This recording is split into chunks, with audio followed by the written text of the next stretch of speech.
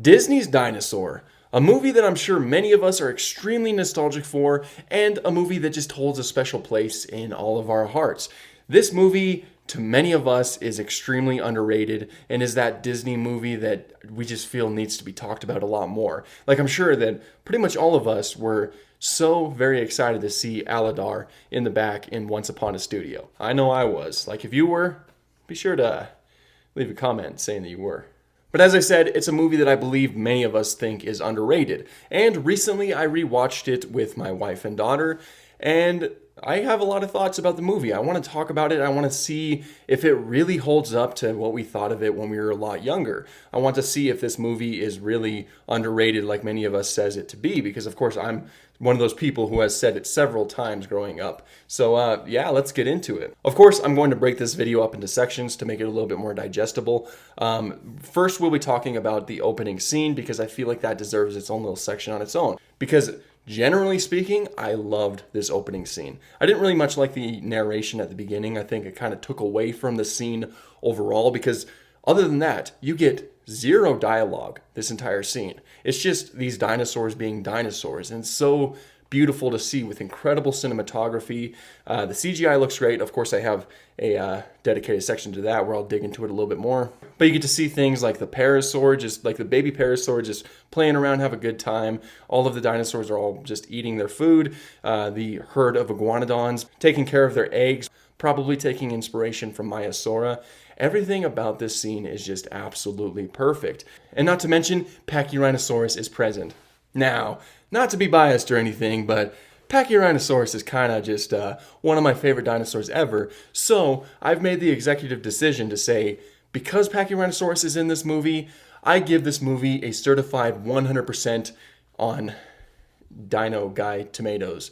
Yeah, 100%. Yeah, this movie is absolutely perfect. Nothing can ever... No, my baby boy!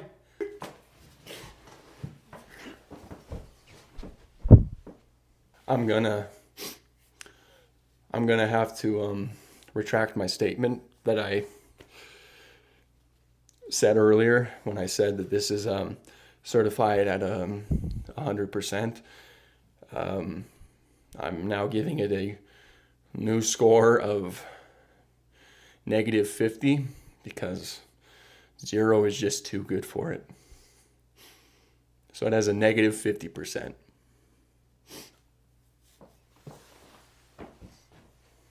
But this scene also acts as the introduction to one of the primary antagonists of this film, that being of course, the very cool Carnotaurus, which of course I have a lot more to say later on. But its scene in general is just fantastically well done. Like the whole build up to it, the parasaur discovering it, it coming out of the foliage and just chasing them all down, looking at the little baby parasaur and deciding, that's not enough food, and then it just keeps going on to get a bigger prey item. So well done. Perfect way to set up your primary antagonist, one of your primary antagonists of the film. Awesome. Just very awesome, despite the fact that we had a unfortunate casualty. But then from there, you get to see Aladar's first journey where he's kind of just being brought along while he's still in his egg. And we get just beautiful, all of these helicopter shots of like these vast herds, and the music is fantastic, and just everything about it is just absolutely perfect until he reaches the Lemur Island, and just like really no negatives. This opening scene genuinely just got me pumped. Like everything about it I think was just so well done. But now let's look at a little bit of the technical side, the CGI and the cinematography. Of course, I'm sure many of you know this movie was done by filming live action locations and then using CGI to bring the dinosaurs to those locations. Of course, they did things like have placements like on set to kind of give the animators a good idea of where these dinosaurs will be. But, this is a really fantastic job, all things considered. The animals are all just blended in so seamlessly that it feels like they were genuinely there. Like it feels like they actually reconstructed these interesting looking dinosaurs and just filmed them on set. Everything looks fantastic. It feels like in a lot of ways that the CGI for this movie was kind of ahead of its time. And, that's really not an understatement. Like I said, it looks fantastic. Even things like close-up shots, which sometimes looks iffy, especially with older movies, they look fantastic. Like, you get a close-up shot of a dinosaur, it looks perfectly like a dinosaur. You get a close-up shot of a lemur. The fur texturing looks great. Everything about it looks great. Like the amount of work that went into creating this film was just fantastic. I'm probably saying that word a lot, but I do think that it was fantastic. Once again, no complaints with the CGI and the footage. But now after that, we have the story. Of course, the driving narrative of this whole movie. Well, I'll also talk about the characters in said story. As far as the story goes, there's really not too much special about it. Aladar gets sent to Lemur Island, where eventually Lemur Island is destroyed and he is brought back to the mainland. From there, he meets up with a herd who are trying to get to the Great Valley, the nesting grounds. And that leads to a whole journey where, one of the biggest things is survival of the fittest versus not leaving anybody behind. Like I said, there's really not too much that's special with the story. Like, it doesn't really break any boundaries when it comes to this. I'm sure it did take some inspiration from Land Before Time and things like that. One of the biggest meat and potatoes is the characters, because I feel like that would have to be the driving force. Aladar is pretty great. Like, he is in a different situation because he was raised in a community, the lemurs, rather than being raised in a herd. So he has a different mindset than everybody else in the herd, and that really, that's something that's really interesting to see, the contrast between that. Because, of course, the herd, under the leadership of Crone with his second in command, Bruton, they are completely of the mindset of, like, survival of the fittest, only the strongest get to pursue. If you couldn't make it, you were simply not strong enough and we didn't need you anyway. And that's pretty much the way that they obviously have always done it. And so to them, really, that's what works best. So of course they're going to leave the old dinosaurs behind if it means that the majority of the herd can make it. So it's really fun to see kind of like that clash of two ideologies in the whole film. But I will say that a lot of the character development, from the clashing of those ideologies, doesn't necessarily pan out too well. Take, for example, Bruton. Bruton he's not in the movie too much, but when he is, of course, he is put on a little bit of a character arc. He starts off exactly like Crone, where he's just, survival of the fittest, where we leave the weak behind, all that good stuff. And then until he's attacked by a Carnotaurus and is left behind by the herd because now he's among the weak. And of course, he's completely fine with that. Of course, he gets picked up by the elderly along with Aladar, and his mindset switches. Practically instantaneously, when Plea talked to him, of course, that was pretty much the switch. I wish that it was a little bit more gradual than it was presented in the film. I wish that he kind of observed Aladar doing all of these things, had a few more interactions with Aladar before this moment, because it was kind of like a quick switch. Like, he's of the same mindset, and then she brings him some medicine, and then he's all good. And don't get me wrong, it led to a great sacrifice scene, but I think it would have played out a lot better if we kind of saw more of a gradual transformation rather than a quick one. That also goes for the love story between Aladar and Nira.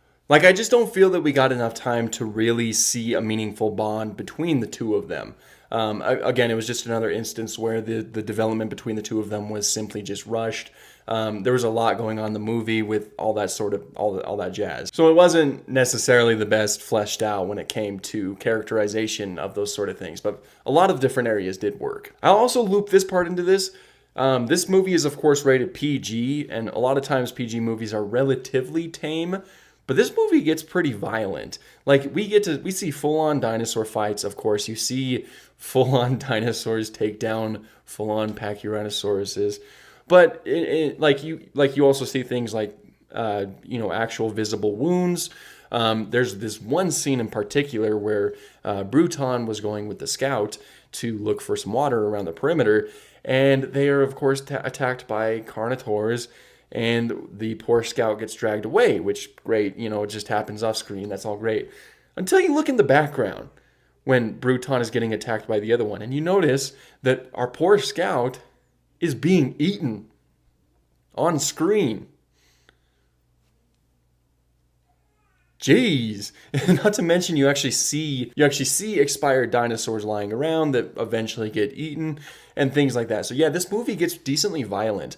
They really took the whole idea of this is nature, this is what happens to nature, and they ran with it as much as they could, and you got to respect that for sure. But now let's talk about those dinosaurs in particular. they are kind of outdated interpretations, of course. They look really good for the time, for the early 2000s, late 90s. Like, these are really kind of solid designs. Of course, there's some different flares, like the Carnotaurus being absolutely massive, or like the Iguanodon facial structure. They place the eyes more forward, and they I didn't know this until people commented on my last video, my Iguanodon video. But apparently they do have a beak.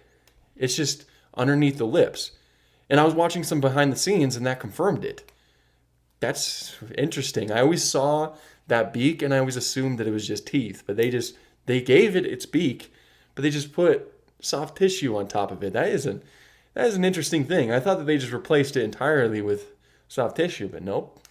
That's not it. But yeah, the Iguanodon does have a beak.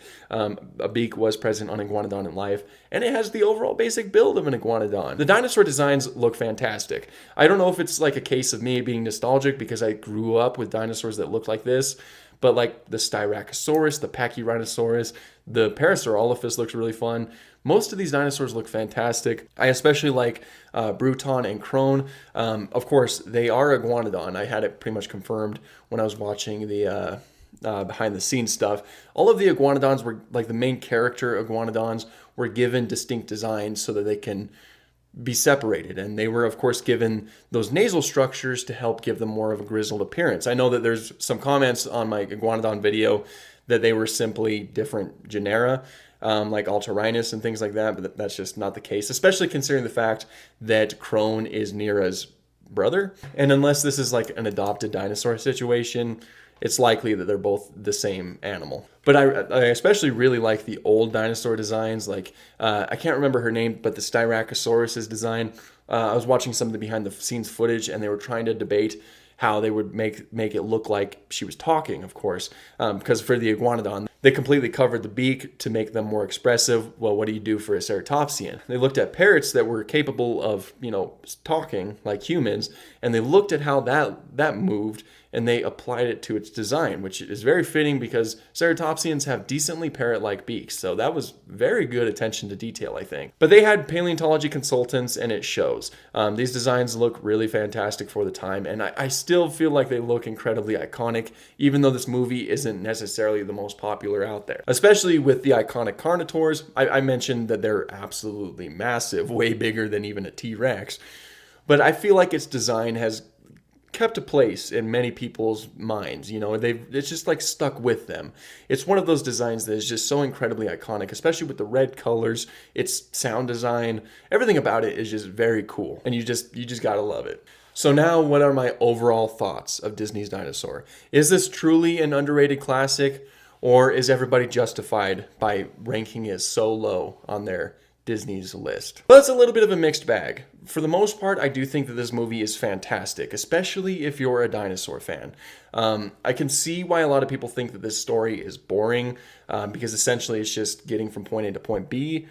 But at the same time, you do get a lot of really cool, intense sequences. Wow. How did I say that? Wow. Really cool, intense sequences like the cave scene or the stand together scene. There's a lot of great things about this film that I feel like shouldn't make it classified as boring. Like, I don't know. I had a lot of fun when I was watching this, especially when you get to things like the very intense Velociraptor chase, the amazing, beautiful opening sequence. I mean, yeah, some of the dialogue isn't necessarily the best. And as I mentioned before, some of the character choices didn't really seem the greatest. There wasn't like a lot of great character development here. But for the most part, I do think that this is a very well-made movie, and I do think that there's a lot of enjoyment to get out of it.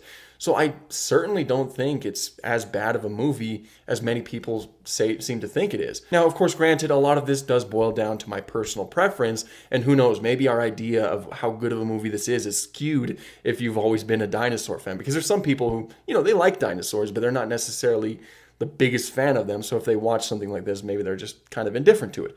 Who knows? But from my perspective, as a dinosaur fan, I do love this movie, and I do think that it is an underrated classic, to basically put it simply. But be sure to let me know your guys' thoughts. Do you love this movie? Do you think it's underrated, or do you think it's overrated and you couldn't care for this movie? Be sure to let me know in the comments below. Quick little update too, I am currently working on the many interpretations of Parasaurolophus. That'll be a really fun video. And the many interpretations after that is going to be an interesting one. You'll have to wait and see. Of course, I'm going to keep it a secret for now, but I think you'll probably like it. So, of course, stay tuned for those videos. But thank you guys so much for watching, and have an awesome day.